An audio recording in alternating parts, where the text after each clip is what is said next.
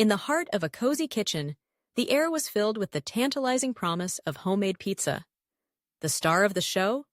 The perfect pizza dough, crafted effortlessly in a trusty bread machine. With a few simple ingredients and a dash of patience, the journey to pizza perfection began. First, it was essential to gather the ingredients. The foundation of any great pizza dough lies in its simplicity.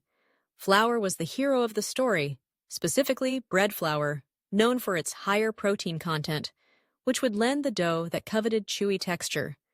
A generous 4 cups of bread flour were measured out, ensuring a solid base. Next came the yeast, the magical ingredient that would bring the dough to life. 1 packet, or about 2¼ teaspoons of active dry yeast, was set aside, ready to work its magic. But yeast needed a companion, and that companion was sugar. Just a teaspoon of sugar was added, not to sweeten the dough, but to provide sustenance for the yeast, helping it to bloom and create those delightful air pockets that made the crust light and airy. Salt followed, a vital ingredient that not only enhanced the flavor, but also controlled the yeast's activity. A teaspoon of salt was carefully measured and added to the mix. Next came the liquids, warm water, and olive oil. The warmth of the water, around 110 degrees Fahrenheit, was crucial. Too hot, and it would kill the yeast. Too cold, and it would remain dormant. 1.5 cups of warm water was poured into the bread machine's baking pan, followed by 2 tablespoons of quality extra virgin olive oil, which would infuse the dough with richness and depth of flavor. With all the ingredients gathered, it was time to assemble them in the bread machine. The order was important. The warm water went in first, followed by the olive oil. Then the flour was added, creating a protective barrier over the liquids. The sugar and salt were sprinkled on top, and finally, the yeast was added, nestling it into the flour without mixing.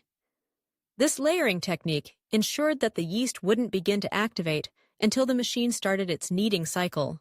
Setting the bread machine to the dough cycle was the next step. It was a time for anticipation, as the machine whirred to life, mixing and kneading the ingredients into a cohesive dough. The rhythmic sound of the kneading blades was comforting, a reminder that soon the kitchen would be filled with the aroma of freshly baked pizza. While the dough was kneading, it was the perfect opportunity to think about tips for achieving the best texture and flavor. One crucial tip was to avoid overflooring. If the dough seemed too sticky, it was tempting to add more flour, but this could lead to a dense crust. Instead, a little patience was key. The dough would come together beautifully as it kneaded. Another tip was to let the dough rise in a warm, draft-free area. Once the dough cycle was complete, it was time for the first rise. The dough would need to double in size, which usually took about an hour. After the dough had risen, it was time to punch it down gently, releasing the air bubbles that had formed. The dough was then shaped into a ball and allowed to rest for another 10 minutes. This resting period was crucial, as it relaxed the gluten, making it easier to stretch into a perfect pizza base. When the moment arrived to shape the dough, it was a joyous occasion. The dough could be rolled out or stretched by hand, depending on personal preference. Each method brought its unique charm, but the goal remained the same: a beautifully thin crust, ready to be topped with sauce, cheese, and all the favorite toppings. As the oven heated to a blistering temperature, the anticipation grew.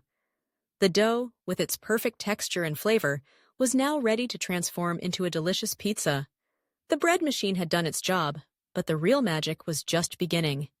Each bite of that homemade pizza would be a testament to the simple ingredients and the care taken to create the perfect dough, a true celebration of culinary craftsmanship.